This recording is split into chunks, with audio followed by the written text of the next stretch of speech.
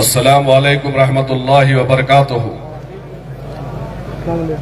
नहमदु नुसल्ली अला रसूलिल करीम, अम्मा बाद, फ़ाऊज़ु बिल्लाहि मिनश शैतानिर रजीम, बिस्मिल्लाहिर रहमानिर रहीम। रहती है जिंदा कौम शहीदों के खून से, रहती है जिंदा कौम शहीदों के खून से, और हमको सबक मिला है ये इमाम हुसैन से। रहती है जिंदा कौम शहीदों के खून से, और हमको सबक मिला है ये इमाम हुसैन से। बातिल से दबने वाले ऐ आसमां नहीं हम, बातिल से दबने वाले ऐ आसमां नहीं हम, 100 बार ले चुका है तो इम्तिहा हमारा। तौहीद की अमानत सीनों में है हमारे, आसा नहीं मिटाना नामो निशां हमारा।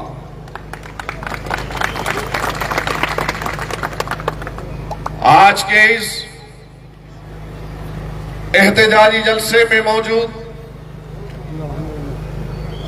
इस एहतजाज में, इस धरने में हिस्सा लिए हुए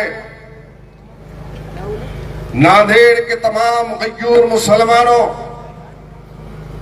नौजवानों, और जहां तक मेरी आवाज जा रही है मेरी पर्दानशीन मां और बहनों, आज का ये एहतजाज जो एक तारीखी एहतजाज है, और ये एहतजाज आज या अब या यहीं पर खत्म नहीं होगा, क्योंकि हिंदुस्तान का हर नया दिन हिंदुस्तान के मुसलमानों के लिए एक नई जुल्म की दास्तान को लिख रहा है। इसलिए यहां पर आए हुए तमाम उन जियालों से, उन नौजवानों से, उन बुजुर्गों से मैं ये कहना चाहता हूं कि आप तमाम लोग तैयार रहें, आप तमाम लोग जिद्दोजहद और मुजाहिदे के लिए तैयार रहे, क्योंकि हिंदुस्तान की हुकूमत इस मौक़िफ़ में है कि हिंदुस्तान का सबसे बड़ा अक़लियती तबका आज दिन ब दिन जुल्म का शिकार होते जा रहा है, और पता नहीं कितने जुल्म किए जाएंगे। लेकिन याद रखो मेरे प्यारे मुसलमानों, हमको डटकर बहादुरी के साथ, दूरअंदेशी के साथ आगे बढ़ते हुए, हिम्मत और इरादों का हौसला रखते हुए हर बातिल ताकतों का जवाब देना है। हिंदुस्तान की तारीख में जो वाकयात रोज बरोज हो रहे हैं, इससे पहले इसकी कोई मिसाल नहीं मिलती है। और जुल्म हो रहा है तो किस पर हो रहा है? उन मुसलमानों पर जिनके आबा-ओ-अजदाद ने इस मुल्क को आजाद कराने में अपनी जानों के नजरानों को पेश किया है। और आज हुकूमत उत्तर प्रदेश हो, हुकूमत राजस्थान हो, या हुकूमत बिहार हो, या हुकूमत महाराष्ट्र हो, या हुकूमत आंध्र प्रदेश हो, हर तरफ मुसलमानों को सताने की कोशिश की जा रही है, और हर तरफ मुसलमानों को दबाया जा रहा है। कभी किसी बहाने तो कभी किसी बहाने मुसलमानों के साथ जुल्म और नाइंसाफी का सिलसिला ये रुकने का नाम नहीं ले रहा है। याद रखो, हम वही मुसलमान हैं जिन्होंने इस हिंदुस्तान को आजादी से, इस हिंदुस्तान को गुलामी से आजाद करवाया था। तो उस वक्त हमने अपने जानों की परवाह नहीं की, अपने जानों की कुर्बानी देकर इस मुल्क को जब हम आजाद करा सकते हैं, तो याद रखो इन मसाजिद पर आग जब आएगी तो हम अपने जानों के नजरानों को पेश करेंगे और आप देखते हैं।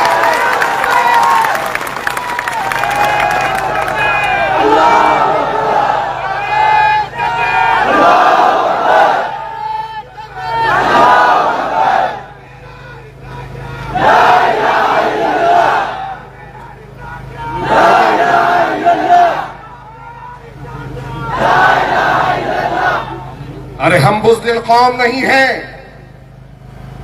हमने माफीनामे नहीं दिए, हमने अंग्रेजों की जूतियां सीधी नहीं की। अरे हम आगे बढ़कर सीना सुपुर्द होकर अंग्रेजों की गोलियां हमारे सरों और सीनों को छन्नी कर दी गई। लेकिन मजाल है कि हिंदुस्तान की किसी मुसलमान की मां ने यह कहकर रोका होगा अपने लख्त जिगर को, अपने नौजवान बेटे को कि बेटे तू चला जाएगा, तू वतन के लिए शहीद होगा, तो बता मेरा क्या होगा। जिसके घर में 2 बच्चे थे उस मां ने उन दोनों बच्चों को भेजा। जिसके घर में 1 बच्चा था, 1 नौजवान था जो उनके बुढ़ापे का सहारा था, उनको भी भेजा। जिनके घर में 4 थे उनको भी भेजा। तो याद रखो, आज ये बीजेपी की हुकूमत अगर ये सोच रही है कि हिंदुस्तान के मुसलमान अगर इनके इस डर और खौफ के माहौल से अपने आप को पीछे करेगा और तुम जुल्म पे जुल्म करते जाओगे और मुसलमान डरेगा या थम जाएगा, तो ये तुम्हारी बेवकूफी है, ये तुम्हारी नादानी है। हिंदुस्तान का मुसलमान न कल डरा था, न हम आज डरेंगे, न रहती दुनिया तक हम डरने वाले हैं। अरे आज गौर तो करो मेरे प्यारे मुसलमानों, और अपने चेहरों पर शिकन न आने दो। मैं सरजमीन नांदेड़ के गयूर मुसलमानों की तरफ से संभल की उन माओं तक, उन शहीदों की माओं तक के पैगाम पहुंचाना चाहता हूं कि ऐ माओ, तुम्हें सलाम है कि तुमने अपने लख्त जिगरों को, अपने बच्चों को जो जन्म दिया था, आज अल्लाह की बारगाह में वो तस्लीम किए गए हैं। वो नौजवान जो अल्लाह के घरों को, जो लोग आए थे शहीद करने के लिए, वो 5 नौजवानों को पूरा हिंदुस्तान नहीं पूरे दुनिया का मुसलमान सलाम करता है। उन माओं को सलाम है, संभल के उन वालिदैन को सलाम है कि तुमने जिस जज्बे के तहत अपनी औलादों की तरबियत की थी, अल्हम्दुलिल्लाह आज उन बच्चों ने अपनी मस्जिद, अल्लाह के घर के लिए अपनी जानों के नजरानों को पेश कर कर शहादत के जाम को पिया है। दुनिया में वो तारीख भी है जिस दिन मौतें तो बहुत हुई होगी, लेकिन मेरा दावा है उस रब्बे कायनात ने उन मौतों को उसकी बारगाह में बुलाकर जहल किया होगा। वो मौतें, वो शहादत कबूल है जो अल्लाह के घरों की बाजियाबी के लिए अपने जानों को पेश करती है। अरे हमारा जीना, हमारा मरना, हमारा सब कुछ अल्लाह उसके रसूल के लिए है। अल्लाह उसके रसूल के लिए हमारा जीना और मरना है। दुनिया में आए हैं तो एक दिन हर एक को जाना है। कोई एक्सीडेंट में मरता है, कोई बीमारी से मरता है, तो कोई बिस्तर पर मर्ज में मुब्तला होकर मरता है। लेकिन मेरे प्यारे नौजवानों, क्या तुम नहीं देखते हैं कि दुनिया की सबसे अजीम मौत अगर कोई है तो अल्लाह के रास्ते में शहीद होना है। अल्लाह के रास्ते में शहीद होना है, अल्लाह के लिए शहीद होना है। सलाम है उन वालिदैन को। और आज दुनिया थूक रही है उत्तर प्रदेश की हुकूमत पर, दुनिया थूक रही है राजस्थान की हुकूमत पर दुनिया थूक रही है, योगी सरकार पर और उत्तर प्रदेश की पुलिस पर। अरे ये कैसा जुल्म है, ये कैसा जुल्म है। एक तरफ तो 1991 में 1991 में प्लेसेस ऑफ वर्शिप एक्ट को बनाया गया और उस एक्ट को आज हिंदुस्तान की सबसे बड़ी पार्लियामेंट के अंदर बनाया गया और उसी की खिलाफ वर्जी आज वहां का लोअर कोर्ट कर रहा है। उसी की खिलाफ वर्जी हिंदुस्तान उत्तर प्रदेश का संबंध कर लोअर कोर्ट करता है और उस लोअर कोर्ट में एक शख्स ने अर्जी दाखिल की और उसकी अर्जी पर उसी दिन समाप्ति होती है और उसी की अर्जी पर उसी दिन एएसआई की टीम को वहां पर जामे मस्जिद को भेजा जाता है, वहां के एसडीएम को साथ में रवाना किया जाता है, वहां के एसपी और पुलिस प्रशासन का साथ वहां की हुकूमत देती है और वो लोग निकलकर संभल के जामे मस्जिद में जाते हैं और जाने के बाद में पुरसुकून माहौल था, सब कुछ ठीक ठाक था।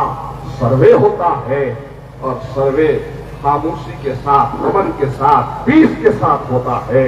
जब सर्वे खत्म हुआ, कोई नागहानी हालात वहां पर नहीं हुई, कोई दंगा या फसाद बर्पा नहीं हुआ, तो उत्तर प्रदेश की हुकूमत को ये कैसे हजम होता। उसके 3 दिनों के बाद में फिर एएसआई की टीम के साथ वहां का एसडीएम, वहां का एसपी और पुलिस का अमला जाता है और उतना ही नहीं, दूसरी मर्तबा जब ये पूरा अमला जा रहा था तो उनके साथ संघ परिवार के बीजेपी के लोग भी जाते हैं और वहां पर जेएसआर के नारे लगाते हैं, मुसलमानों को भड़काया जाता है और उसके बाद जो हालात हुए वो मंजर-ए-आम पर आपके पास मोबाइलों में कैद है। अरे क्या तुम ये नहीं देखते कि मेरी निगाहें उन वीडियोस को जब देख रही थी तो ऐसा मालूम हो रहा था कि जलियांवाला बाग में जिस तरीके से क्रांतिकारियों के ऊपर गोलियां चलाई गई है, वहां उत्तर प्रदेश की पुलिस ने वहां उन मुसलमानों के ऊपर गोलियां चलाई थी। बताइए, ये जुल्म नहीं तो और क्या है। निहत्ते मुसलमानों पर खून, गोलियां चलाना, उनका खून बहाना, उनको शहीद करना। अरे जुल्म तो देखिए कि 1991 का प्लेसेस ऑफ वर्शिप एक्ट का कोई पास-उल-लिहाज नहीं रखा गया। दाखिल होते हैं, सर्वे किया जाता है और फिर सर्वे के नाम पर कई इमलाक को नुकसान पहुंचाया गया, कई गाड़ियों को आग की ढेर में तब्दील किया गया और कितने एफआईआर किए हैं और उन तमाम एफआईआर में मुलजिमीन और मुजरिमीन अगर किसी को बनाया गया तो मुसलमानों को बनाया गया। एक तरफ तो हमारे अल्लाह का घर जो जामे मस्जिद संभल की है, 400 बरस कदीम जामे मस्जिद है। क्या 1991 का प्लेसेस ऑफ वर्शिप एक्ट क्या इसलिए नहीं बनाया था हिंदुस्तान में कि 15 अगस्त 1947 में जो मुकाम मजहबी है, जो मुकाम तारीखी है, उसका चूका तू रखा जाएगा, उसमें किसी किस्म की छेड़छाड़ नहीं होगी। उन मुकामात को कोई छेड़ेगा या उसकी तब्दीली करने की कोशिश करेगा तो 3 साल की सजा, 3 साल की कैद उसके ऊपर मुकर्रर की गई थी। लेकिन बताइए 1991 प्लेसेस ऑफ वर्शिप एक्ट की धज्जियां लोअर कोर्ट ने उड़ाई या नहीं उड़ाई। और आपको और एक बात पता करता चलूं कि 1991 में जो कानून बना, लोअर कोर्ट को इस बात की कतई इजाजत नहीं है कि देश के लोअर कोर्ट इस तरह के मैटर्स जो आ रहे हैं इसे जल्दबाजी से काम लेकर एक तरफा फैसला कर रहे हैं। आपको पता है नौजवानों,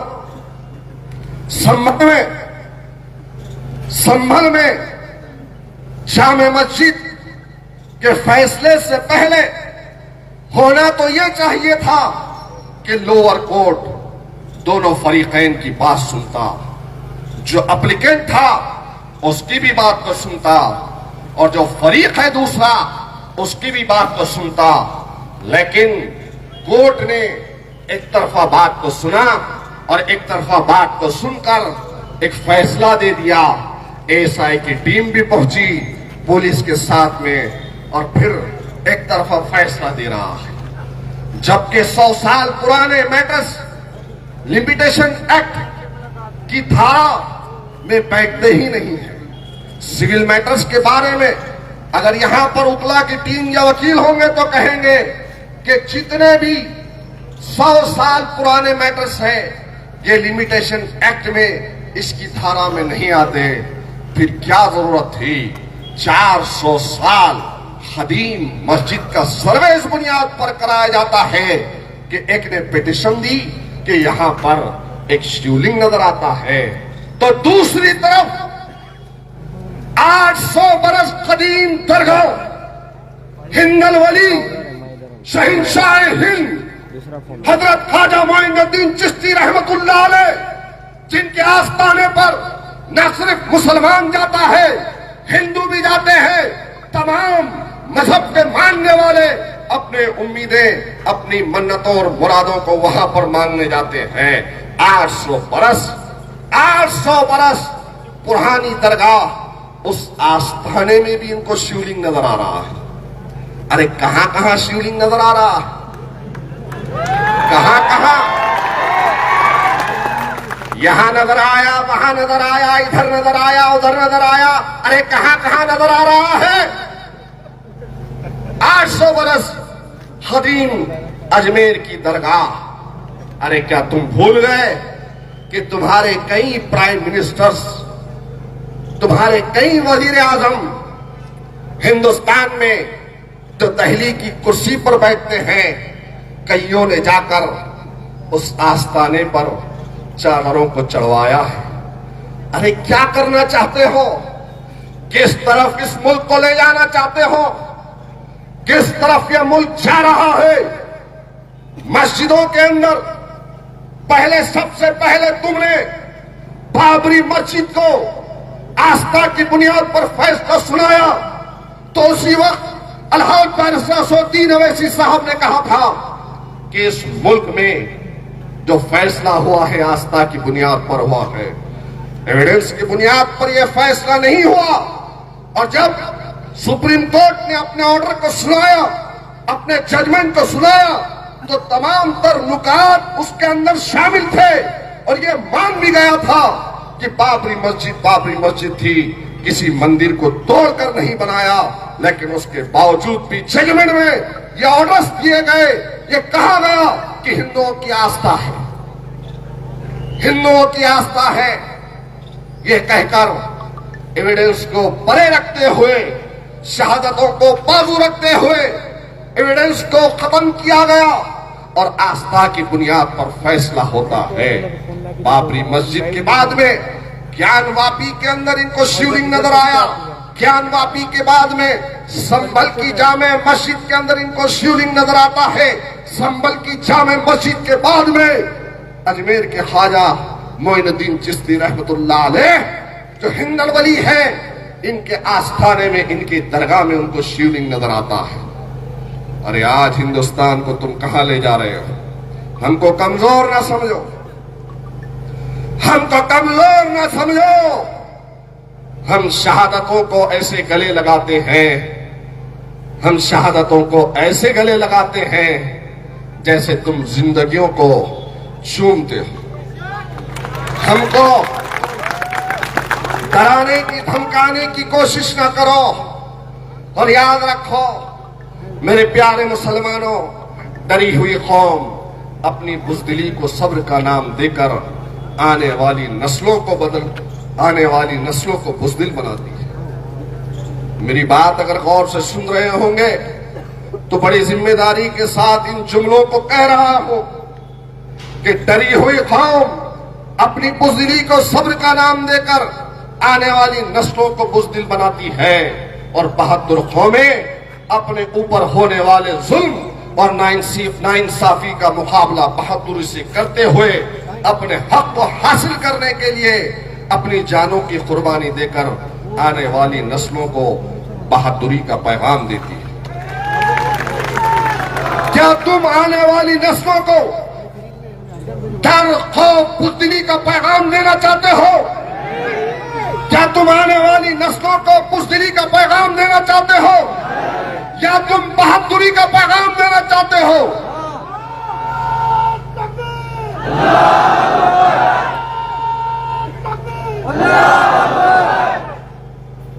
हम बहादुर कौम हैं, हम उनके जानशीन हैं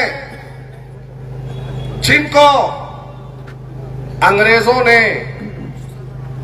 मैसूर में आके कहा था पूरे हिंदुस्तान में बहादुर शाह जफर के बाद डर और खौफ अंग्रेजों को कहीं नजर आ रहा था, तो मैसूर का डर उन्हें सता रहा था। तो नए मैसूर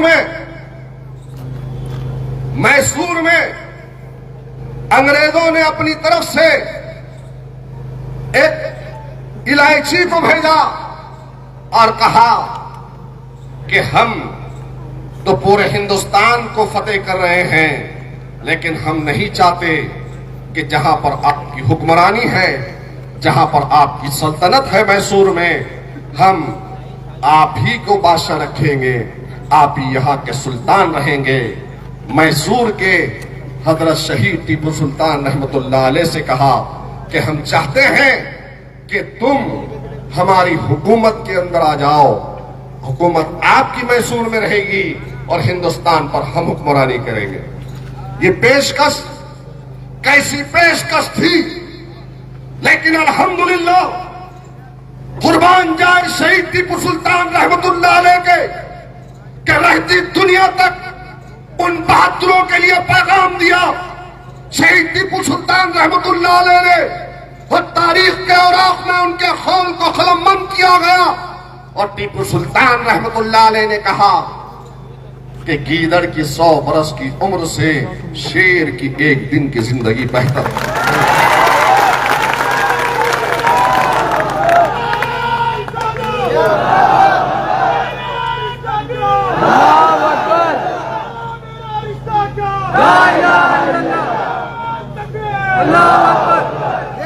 अरे इस पेशकश को हमने ठुकराया, हमारे बड़ों ने ठुकराया।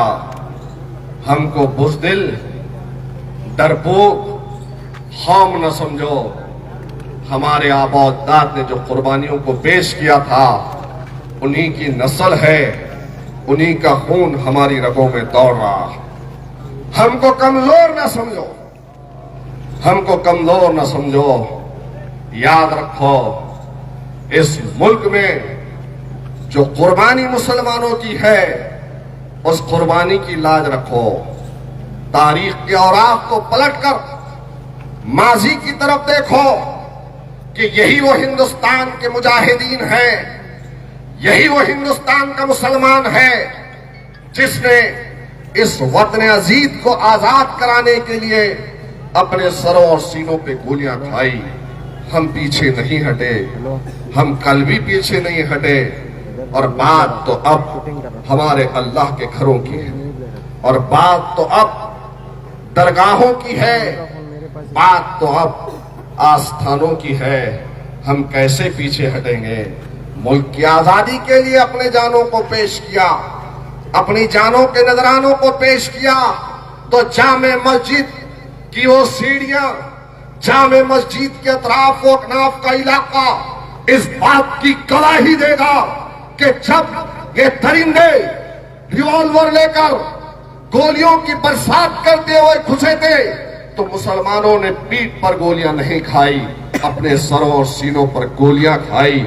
और नौजवानों, तुमने भी देखा होगा, तुमने भी देखा होगा, जब मैंने एक नौजवान कि शहीद होने के बाद कफन में उसका हंसता हुआ चेहरा देखा तो मेरी आंखों में आंसू थे कि अल्लाह ने कैसे कबूल किया। डरो मत, घबराओ मत, डरने और घबराने की जरूरत नहीं है। इंशाअल्लाह ताला ये लोग जो संविधान की धज्जियां उड़ा रहे हैं, ये लोग जो हुकूमत में बैठकर पुलिस से जाबिराना जालिमाना रवैया अगर बता रहे हैं तो इंशाअल्लाह ताला इनका भी जवाब दिया जाएगा। इस मुल्क के संविधान को जो लोग खत्म करना चाहते हैं, हिंदू राष्ट्र बनाना चाहते हैं, इंशाअल्लाह ताला जब तक सरजमीन हिंदुस्तान पर कलमे ला इलाहा इल्लल्लाह मोहम्मद रसूलुल्लाह वाले हैं, इस मुल्क को हिंदू राष्ट्र हम बनने नहीं देंगे।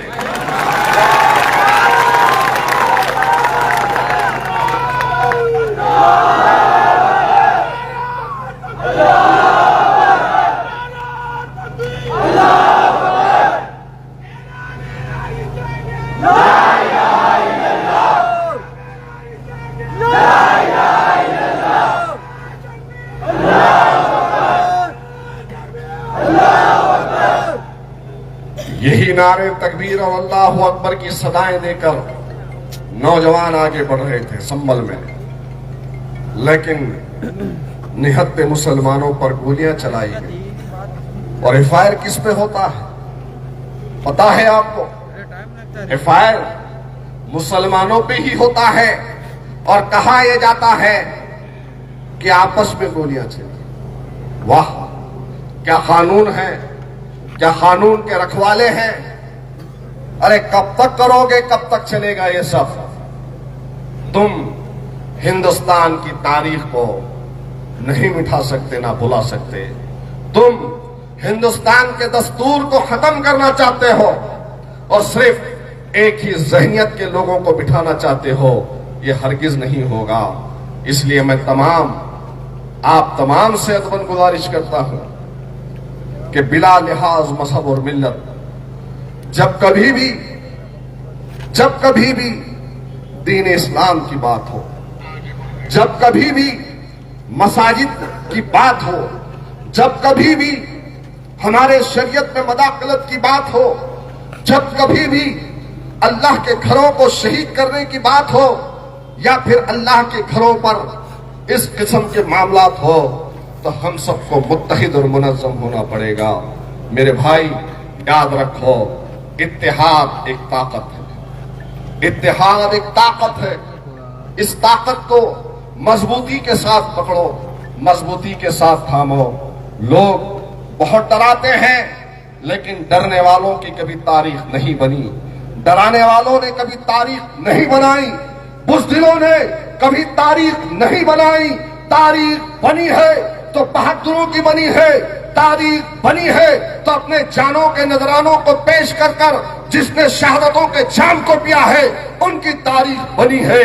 तारीख बनी है तो बहादुरों की बनी है। मैं आपसे कहता हूं, मैं आपसे गुजारिश करता हूं कि जो हालात जिस दौर में हम देख रहे हैं, इससे बदतरीन हालात आएंगे, लेकिन आपको अल्लाह और उसके रसूल का वास्ता हरगिज अपने दिलों में डर और खौफ को बैठने न दो, अपने दिलों में डर और खौफ को बैठने न दो। इंशाअल्लाह ताला यही हमारी कुर्बानी होगी जो रंग लाएगी और बताएगी कि इंशाअल्लाह ताला हिंदुस्तान का एक तबका जिसमें हिंदुस्तान के लिए सब कुछ कुर्बान किया गया, लेकिन उसी हिंदुस्तान में इन मुसलमानों को हर तरीके से मफलूज करने की कोशिश की गई। न इबादत गाहें छोड़ी, न रोजगार दिया गया, न तालीम में आगे बढ़ाया गया। हर तरीके से हमको मफलूज किया गया, हमको मजबूर किया गया। जैसे तैसे हिंदुस्तान का मुसलमान इस मुल्क में जिंदगी गुजार रहा है, तो फिर हमारी अकीदत के साथ खिलवाड़ किया जा रहा है, हमारे जज्बात को मजरूह करने की कोशिश की जा रही है। अरे ठीक है, आज हम एक दिन में 3 मरतबा नहीं बल्कि एक रोटी या 2 रोटी खाकर जिंदगी गुजार लेंगे। ठीक है, रोजगार नहीं है, रोजे रखकर जिंदगी गुजार लेंगे। ठीक है, तुमने हमको दहशतगर्दी डेमोक्रेसी के नाम पर जेलों में डाला तो हमने उसको भी बर्दाश्त किया, हमने सब कुछ बर्दाश्त किया। लेकिन खुदा की कसम, अगर तुम हमारी मस्जिदों को, अल्लाह के घरों को छीनने की कोशिश करोगे सीलिंग का बहाना देकर, तो याद रखो हम मजबूर नहीं है, हम निकलेंगे और हिंदुस्तान की तारीख में फिर एक सैलाब आएगा।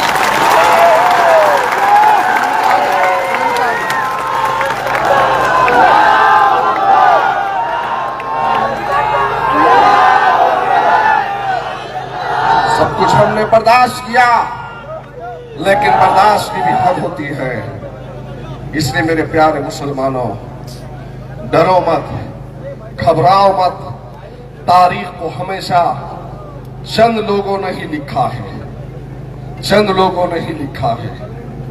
कौन कौन से वाकयात तुम्हारे सामने रखो, लेकिन याद रखो, हुकूमत जागती है तो ठीक है, हुकूमत जागती है तो ठीक है।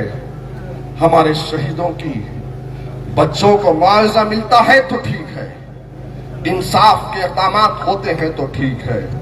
लोअर कोर्ट जिसने सरासर एक तरफा कार्रवाई को सुनकर जो फैसला लिया, लोअर कोर्ट 1991 के प्लेसेस ऑफ वर्शिप एक्ट पर अमल करता है तो ठीक है, वरना याद रखो, याद रखो, हम तो डूबेंगे सनम,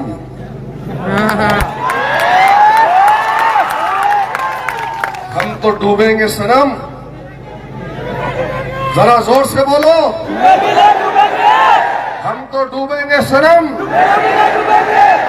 बस इन्हीं चंद अल्फाज के साथ में जो दर्द था हमारे सीनों में आपके सामने बयान किया। आपसे अपन गुजारिश है कि आप तमाम लोग यहाँ इस एहतजाज में जितने हिस्सा लिए हैं, आराम से अपने अपने मुकामात पर जाइए। इंशाअल्लाह कलेक्टर ऑफिस पे जाकर हम निवेदन देंगे हुकूमत हिंद तक, तो हुकूमत उत्तर प्रदेश तक पैगाम पहुँचाएंगे कि जो आप कर रहे हैं गलत है और उनको आगाह करेंगे। वीडियो देखने के लिए धन्यवाद। ऐसे ही जुड़े रहे हमारे साथ, लाइक करें, शेयर करें और हमारे चैनल खासदार टाइम्स को सब्सक्राइब करें। साथ ही देश और दुनिया की ताज़ा खबरें जानने के लिए हमारी वेबसाइट www.khasdartimes.com पर विजिट करें। इसके साथ ही अगर आप खासदार टाइम्स से जुड़ना चाहते हैं अथवा पत्रकार बनना चाहते हैं तो स्क्रीन पर दिए गए नंबर पर संपर्क करें। धन्यवाद।